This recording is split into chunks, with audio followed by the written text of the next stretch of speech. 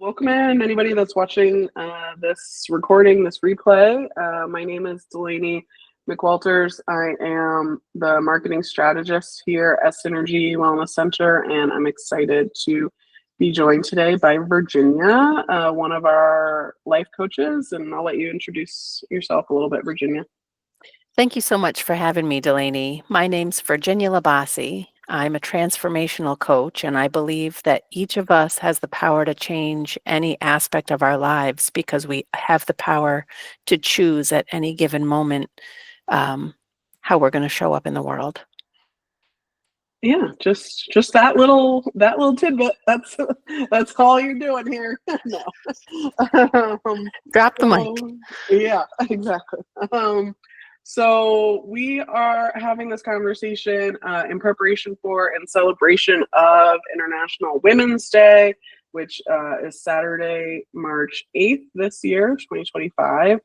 And obviously, International Women's Day is all about recognizing, uplifting women in our lives, in our community, in our country, in our world, especially just given the times that we live in. And so I wanted to talk to you a little bit about intuition as it relates to women specifically. Can you talk about how you guide women, specifically female identifying folks, specifically how to sort of tap into their intuition and why that is powerful in a world that maybe pushes us to ignore our gut or our sort of voice in the back of our head? I would love to talk about this. So first of all, yes, the world doesn't maybe encourage us to push this stuff to the background. We are conditioned to look for external sources, external validation, rather than trusting ourselves. And our intuition is the inner voice that guides us. It's not the monkey mind up here. It's not the staticky, panicky chatter and the laundry lists of all the to-dos and all the ways that we're judging ourselves and all the ways that we're keeping track of what's next. Our intuition is like a voice of calm that usually comes from someplace down within us. Some people call it the gut. Some people call it the soul, like trusting your gut, right? And our intuition is the voice, I believe, of our highest selves. That is simply reminding us that we know what we want, we know what we need, and it's up to us to ask for it. So when I work with women to reconnect with their intuition, I may ask them, how does this experience, how does this emotion, how does this story feel in your body? So many of us are disconnected even from our physical bodies, and tapping into those physical sensations means that we can remember them and recreate them at any time. So if I'm working with a woman and she says, you know, I really felt good about how I showed up in this circumstance, I will often ask right away, how does that feel in your body? Where does it land for you? And I'm not the only one who asks this. A lot of people ask this question. When we can tune into that specific sensation, we are reconnecting with ourselves in a way similar to reconnecting with our intuition. And when we start to do that, we rebuild the trust between our thinking minds and our knowing souls. And that's what helps us trust our intuition and learn to rely on it again. Yeah, that's super powerful. I think, we're so, like you said, we're just so conditioned, especially as women. And, we could do a whole separate hour just on that topic of like At how we least an hour. yeah, on all the different ways that society tells us don't, ignore what you're feeling, ignore what your body is trying to tell you. But I also love, it's like a it's like the perfect version of people will forget what you said, people will forget what you did, but people won't forget the way that you made them feel, and Yeah. doing that for ourselves. Yes. Um, and I think, especially as women, yeah, we're just so often told to ignore what our body is like screaming at us oftentimes. And Yeah. yeah, connecting back to that intuition, that gut feeling, that soul feeling, whatever you want to call it, I think is a really powerful starting place. It is, and so many of us forget that it's one thing that I say to people a lot is these monkeys up here are going to tell you stories all day long, stories that are going to keep you supposedly safe, but also stories that could keep you stuck, stories that could keep you right where you are, running on the hamster wheel or circling the drain, however you want to call it. The voice of our intuition never lies to us and will never betray us, will never leave us. It's always within us, just waiting for us to ask, just waiting for us to ask for support, just waiting for us to ask, what do I need right now? It's always there. Yeah, absolutely. How do we, so if a woman is listening to this and they're kind of questioning some decisions that they've made recently, or sort of the direction of things in their life, like how do they identify that they are not, like what are some signs that they're not listening to their intuition, or some signs that Mm, they're sort of operating outside of their bodies, I guess. That's an excellent question. People have described it as feeling untethered, feeling unanchored, like kind of floating along, being hung out to dry is something I've heard quite a bit. Um, Feeling like they're just floating along on the breeze. One woman described it as literally like, she, and I, she said this years ago, and I have not forgotten it. You know those plastic shopping bags that blow around until they get caught in a bush or caught in a tree limb? She said, that's exactly what I feel like. I feel absolutely empty and I'm just on the whim of the breeze. And if I land on the ground, that's where I land. And if I land in a bush, that's where I land. Um, because disconnection lands a little differently for each of us. It can also feel like constantly second guessing ourselves. It can feel like constantly judging ourselves, hearing that inner critic through a megaphone saying, why can't you do anything right? You're always, screwing this up. You're never where you're supposed to be. You're constantly missing the mark. We judge ourselves more harshly than anyone else ever could. Um, so it's that general feeling of being adrift, not knowing where to land next, um, and feeling helpless, feeling as though we have very little control over ourselves or what's going on in our lives or what's going to happen next. Yeah. Yeah, absolutely. And like that, looking for outside validation for your decisions, and like, hey, like I'm thinking this, like I have a mentor in my life that one of the things that she says to me all the time is, you know what you need. You just have to be brave enough to ask for it, Yes. or to start the process of working towards it. And I think that as women, that's how we get our power back, right? Is we um, take a step back and say, actually, I don't need to ask permission to make these changes in our lives. I don't have to get, 3 different people sign off to change X, Y, or Z. And, when we talk about International Women's Day, Women's History Month, I think that that empowerment goes a long way in guiding sort of the path of our lives. 1,000%. We have been conditioned to ask permission from so many sources. And I have often heard and also said it's easier to ask for forgiveness than permission. Um, One of the ways that we give away our power, exactly as you're saying, is saying, I don't know.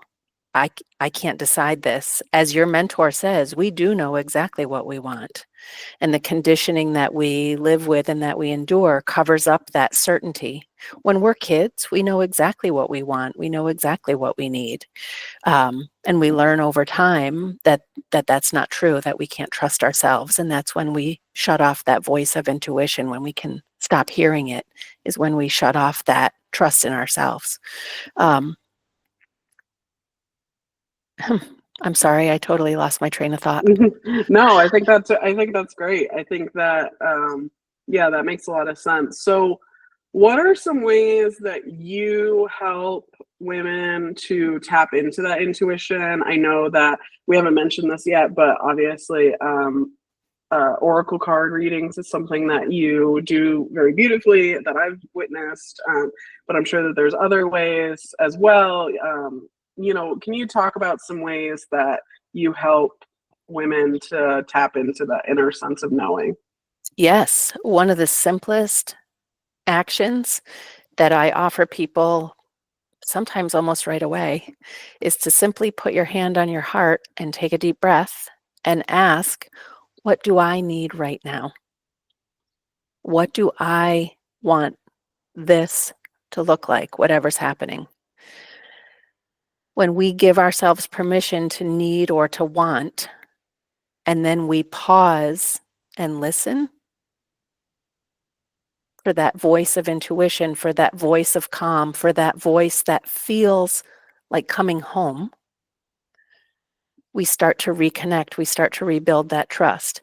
The monkeys that I mentioned, the monkey mind, is going to start saying all kinds of jabbery things, and that's why pausing to listen is helpful. The monkeys are kind of like the waves that break on the shore.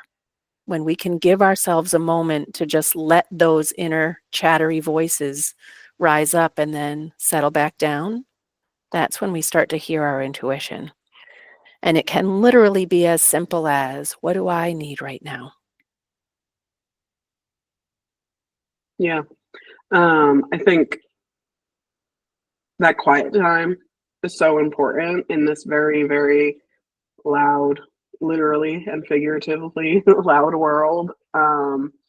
And yeah, taking that moment for ourselves, something that I've heard as well is like checking in with with ourselves before we check in with the rest of the world. Yes, We're so and this is a whole nother sort of branch of this conversation that we're so uh conditioned as women to serve others in a lot of yes, ways in a variety of different roles, mother or not, caregiver, or, as a profession or not, just women are so often looked to and conditioned to believe that they must fulfill that role of appeasing others before appeasing themselves. And so, just the again, I'm going to use the word power of taking some time every day, every week, whatever, to go inside and see what's working, what's not working, what is my body trying to tell me? Is my body telling me that I'm exhausted and I need to take things off of my schedule and that I'm trying to do too much? We're so eager to like make it all work and to yes, somehow fit all these things into the same like 168 hours a week that we all have, but right. um that doesn't mean that it's in our best interest. So yeah, I'll get off my soapbox, but I think that it just brought all that up for me, I guess. I absolutely get it. And you stay right on that soapbox because it's all true.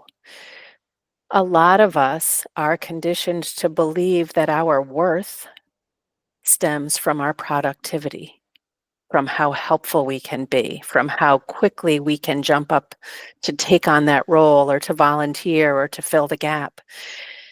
Pausing and asking ourselves, not even do I have too much on my plate, but do I have room for this? Does this does the thought of this bring me joy or does the thought of this bring me dread? right? If I'm going to volunteer for the bake sale and at the same time my calendar is so full that I can barely go to the ladies' room, I'm not going to bake with joy. I'm going to bake with urgency and a frenzy and maybe a sense of resentment because why didn't anybody else step up and volunteer for the damn bake sale, right? When So we true. practice pausing before, and part of being women is being conditioned to please, right? Yeah, I'll do that. Whoa, hold, and I practice this right alongside my clients, consciously choosing to pause by saying something like, you know, that sounds amazing. I'd love to get back to you on that.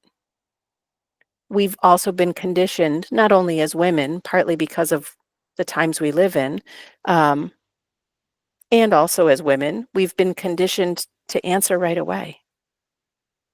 When sometimes what's best for us is to give ourselves a little space, give ourselves a little time and say, let me think about that. When do you need me to get back to you? When do you Yeah. need to know this, right? We get so wrapped up in what other people think of us that we forget to be true to ourselves. And one of the best ways to free ourselves and to reclaim our power is to care less, excuse me, you can edit this out if you want to Hmm. give less fox, wink, wink, nudge, nudge, so that we can care more. And here's what I mean. If I'm so worried about what you think of me and whether or not I volunteered for the bake sale, I'm going to volunteer for the bake sale. If I'm honest with myself and I say, this is not a way that I can help right now, I have given less fox over what your opinion of me is so that I can care more about what I've already committed to and where my energy is already going. Does that make sense? Yeah, absolutely. It like reminds me of, the saying like saying yes to something is saying no to something else, right? Yes. You can't, you don't have endless resources, time, energy, money, whatever. So um you're saying no to some other aspect of your life, whether knowingly or not, when you We say have yes. to. We have Yeah. to say no to something. We can do it all, but we can't do it all at once. Yeah. And when we remember, how do I want this to look? What do I need right now? What do I want this scenario to look like? We start to take back our power when we put ourselves first. And often, as women, we are the holders of the container. We are the keystone, right? We're holding together partnerships or families or work roles or community roles, however we show up in the world. We are often stronger than we realize. We bring more to the table than we give ourselves credit for. And the first thing we do is say, oh, anybody could have done that. We give away our power instead of saying, yes, this is what I bring to the table. This is how I enhance this experience. Being honest with ourselves, being clear with ourselves allows us to show up in ways that bring forth our best qualities, our best efforts, our strengths, rather than constantly feeling like we're behind the eight ball and in a frenzy and we don't know what to do next. Yeah. Yeah. Absolutely. Um, I think all what you said just rings really true for me and the women that I know, and I think it's something that needs to be talked about more. Honestly, like I think we're so quick to. I think that resentfulness piece is just really. Whenever I personally start to feel resentful of a situation or a person or whatever, I have to take a step. I've learned that I have to take a step back and say, okay, wait a minute, like what boundary am I not upholding here that like makes me feel this way? Or Yes. um, it's Where have I often more. betrayed myself? Yeah, yeah, It's not what the absolutely. other person has done or not done, because we're all trying to get our needs met, right? So if someone asks me to do something and I say yes, and then I feel resentment, it's not the other person's fault. It's, as you said, I've crossed a boundary of my own. I've betrayed myself. I've not been true to myself. That's what that signals. Yeah, absolutely. I want to talk a little bit about feminine versus masculine energy, Yes. especially as we sort of head into springtime, the spring equinox, that, in, I'm sure, the oracle world, but also just sort of the more, I guess, spiritual world that synergy sometimes operates in. We often associate spring with more of a feminine energy, growth, creativity, color, all of these things. But as keeping in mind, you know, everybody has both sets of energy, right? Yes. Is what I've come to learn to be true. So can you just talk a little bit about the difference between feminine energy and masculine energy, and like why it's important to harness both as women? Because we're so quick to, and I don't want to jump the gun too much, but like we're so quick to sort of discount feminine energy as like weak or like foo-foo or Mm. whatever, Hmm. but it's actually very powerful. So I want you to talk about that a little bit. Happily. Um, In addition to discounting feminine energy, we also tend to discount masculine energy, because what a lot of us experience is not the divine aspects of masculine or feminine energy, it's the wounded aspects of masculine or feminine energy. And you're absolutely correct. Whether we identify as masculine or feminine, whether we are in masculine or feminine containers, each of us carries masculine and feminine energies within us. And if we look at the masculine energy as the structure that supports the feminine flow, it becomes a lot, for me anyway, in my experience, it becomes a lot less charged around a gender orientation and a lot more charged around, how do I provide balance for myself? How do I allow myself to flow? How do I allow myself to soften and receive? So if we look at masculine energy as like logic, reason, structure, planning, right? We need those aspects in our lives in order to have the traction, or in order to have the container for that feminine flow of softness and creativity and receptivity. We, we can have one without the other, and that's where the wounds start, right? Within each of us. So if we think about it, instead of masculine and feminine, if we think about it as structure and flow, in order for our energy to flow, there needs to be a container or some sort of channel or guide, right? If you spill a glass of water on a tabletop, the water goes everywhere. If you pour the water into a bowl, the bowl really beautifully and efficiently holds the water, and then you proceed to do whatever you're going to do with that, right? So thinking about it as structure and flow, we see how these are interdependent within each of us. We all need a certain amount of structure in order to open ourselves to that energetic flow. Does that make sense? Yeah, and I think that's really beautiful. I think I've never thought about it that way. I think we oftentimes, again, patriarchal society, whether you want to blame that or capitalism or whatever, um, we are so quick to put the masculine and feminine at odds with each other, Yes. as opposed to the way that you just described it, with them partnering together, Yeah. and really um, making up the whole person, right? I mean, Yes. regardless of gender identity or any of that, like both exist within each of us as human beings. And so how do you harness both of them and make them both work for you? And I really love that sort of picture that you painted of the masculine being the container in which the feminine thrives. Mm-hmm. Mm-hmm.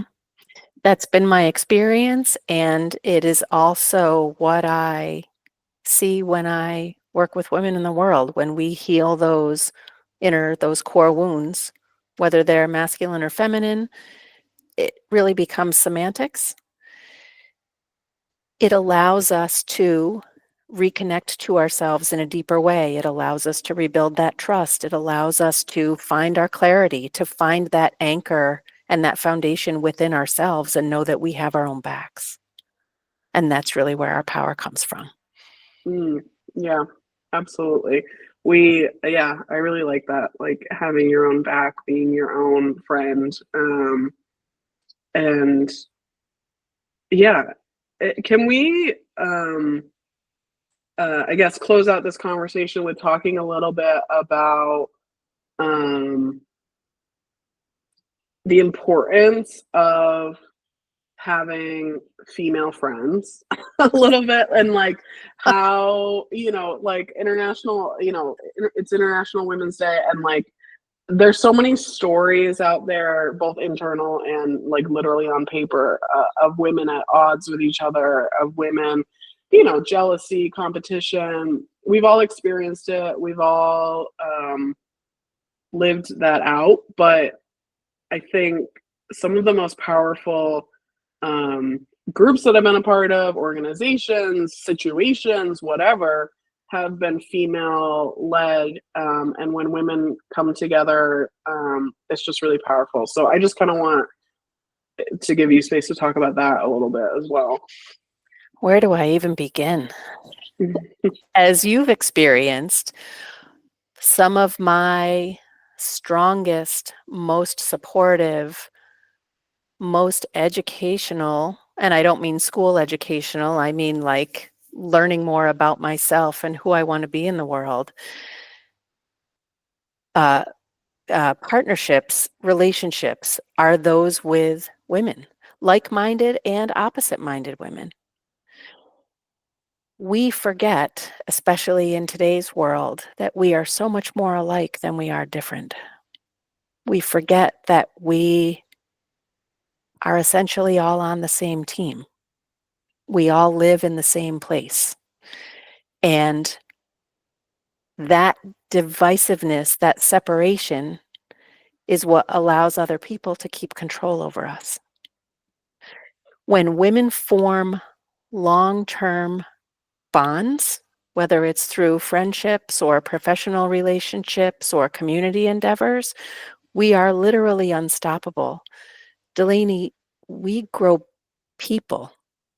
What I is know. stronger than that? That's We so have funny. the superpower of growing new people. Yeah, yeah, I know. That is about as strong as it gets. And when we experience jealousy, when we experience competition, when we experience judgment or perceive it from other women, that is most often a story within us, a wound within us that we have not been honest with ourselves about, that we have not had the courage or the support to address. When women are competing against each other rather than bonding together and forming an even stronger line or connection or group, however you want to call it, when we are competing against each other, everybody loses because we miss out on an opportunity to form a bond, to learn more, to be even more powerful together. Most often, and I'm going to say it again, most often it's come from generations and decades of conditioning in a society that values those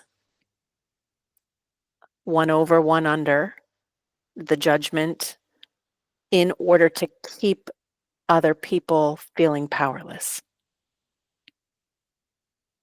When Yeah. we remember that that's a construct, that that's a story that's being told to our detriment, and we ask, what is here for me to learn? What is here for me to experience? What can I bring to this table? Yeah, We can start to absolutely. remember that we are here for each other. We are here with each other, and then everybody wins. Yeah, absolutely. Um, I yeah, I feel like a bobblehead. I'm like nodding my head over here because it's so true, and we're so quick to discount, you know, each other in the name of some arbitrary like ranking system that we Yeah. have made up or has been taught to us or whatever. Yes. And Yes. Because that protects us from feeling less than, right? From mhm, feeling insecure or from feeling like we don't measure up. And all of that judgment comes from here, comes from our own inner critic. We can tell ourselves that other people are pointing the finger or giving us the side eye or dismissing us or taking us out of the equation or whatever it is. Those are the stories that we've told ourselves. And the work becomes, how do I unravel that story? Is it true? And I will say to you, every time I've asked, is that true? It's never true. yeah, yeah. I know our minds are so they're so quick to um, just jump to conclusions with no like factual evidence Yes. to back it up. That's something that I do a lot in my own life as well. I'm like, what evidence do I have to support this? You know, as Yes. opposed to the story that I'm telling myself in my head. Absolutely. Absolutely. And I practice this right alongside everybody. And it is a daily practice. It's something we get to choose. Mm, yeah, absolutely. And what a more like just like free light way to live. You know, you're not constantly out there looking at like who's out to get me, who, you know, who is, you know, coming for me or my Yes. job or my partner or my whatever. Like this just Yes. paranoid way of living versus understanding that it's all a construct and it's all something that's been taught to you by XYZ source. And Yes. instead, you can look for opportunities to engage, to make meaningful relationships, and to better yourself and your life along the way. Absolutely. People show us who they are all the time. Our job is to listen and discern whether those people are for us or for someone else. If they're not for us, it doesn't mean they're against us. It means that maybe our values aren't aligned, or maybe our visions aren't aligned, or maybe our actions aren't aligned. It's okay. It's not personal. We Yeah, are all doing our best in any given moment. Even if our best to somebody else looks like, what the hell are you even showing up for? If that's what I've got to give and I give it, that's my best, right? So going into any opportunity or experience with another person with curiosity rather than a defensive posture gives us so many more opportunities to find out, is this person for me? What do I have to learn here? What do I bring to the table? When we go in all armored up and defensive, we're so busy being closed off and keeping ourselves safe, or we think safe, that we cannot fully experience and be present in what we've said we wanted to do. yeah. Which is why it's so important to, you know, we didn't really even talk about boundaries that much today, but like to have those boundaries so that you can show up to those situations, those relationships in the way that you want to, and so that you're not resentful or tired or overwhelmed or, you know, oh God, what does this person want from me now? You know, so that Yes, you're not showing up in a way that you don't want to. exactly. And clarity leads us into those situations feeling confident, feeling anchored, feeling sure of ourselves, and knowing that we can trust ourselves, that we have our own backs. It's as simple as 3 questions. And clarity is what I am ultimately offering people again and again. Who do I want to be? How do I want to show up? What's most important to me? Hmm. When we What can answer those honestly, it gives us the opportunity to remember that we do know what we want, that we do know what we need, right? And then we come from that place rather than feeling scattered and scrambled. hmm.